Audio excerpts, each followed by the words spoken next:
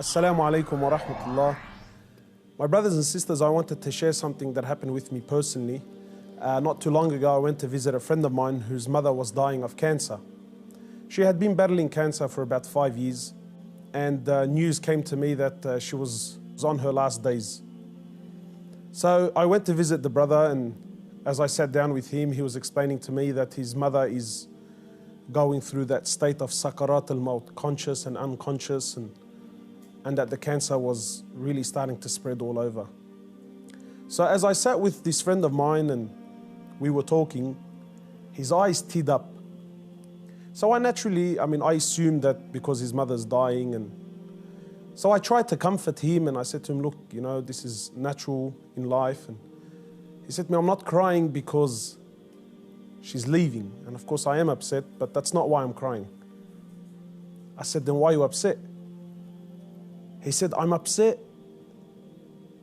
because all my life I've never thanked my mother for what she's done.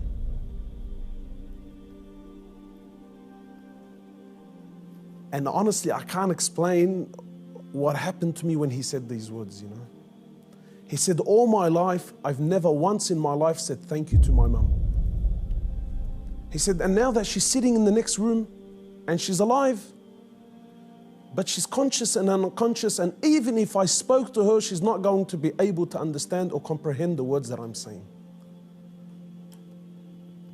And wallahi, my brothers and sisters, this really affected me. That all his life, all of our lives, for those of us who are fortunate enough that their mothers are still around, my mum has been there all my life, never failed me once, and never once have I ever come to her and just said thank you. And not one of those thank yous with some flowers, and that's a good thank you, but those really deep thank yous. That thank you that if she left me now, I've told her and I've thanked her from the depths of my heart.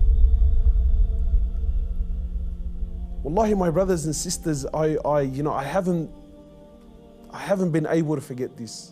That when was the last time you thanked your mother?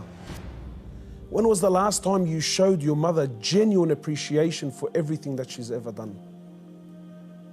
Or are we going to be like those, or are we going to be of those who, when our mothers leave us permanently, then we will sit back and remember and start to regret that I didn't take advantage of the opportunity when I had it. My brothers, in many places around the world, they celebrate this thing called Mother's Day. And it breaks my heart because in Islam, in truth, Mother's Day is every day. We don't single out one day of the year to say, oh, Mum, look, I remembered you today. But rather, we're ordered by Allah and His Prophet, more or less, to remember our mothers on a daily basis. A man came to the Prophet of Allah and he says to him, O Prophet of Allah, and many of us get this hadith wrong. He says, O Prophet of Allah, who is most deserving of my kind treatment? He says to him, your mother. He says, then whom? He said to him, your mother. He said to him, then whom? He said to him, your mother. He said, then whom? He said, then your father.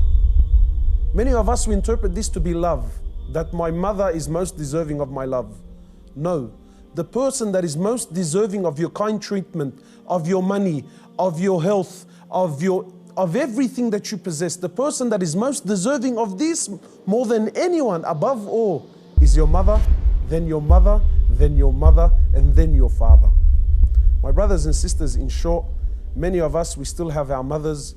Wallahi, do not be of the losers who wait until our mothers leave us permanently, only then to wish and to regret and say, I wish I can go back and thank my mother. If your mother is still around, run. By Allah, run to her and thank her for everything that she's done.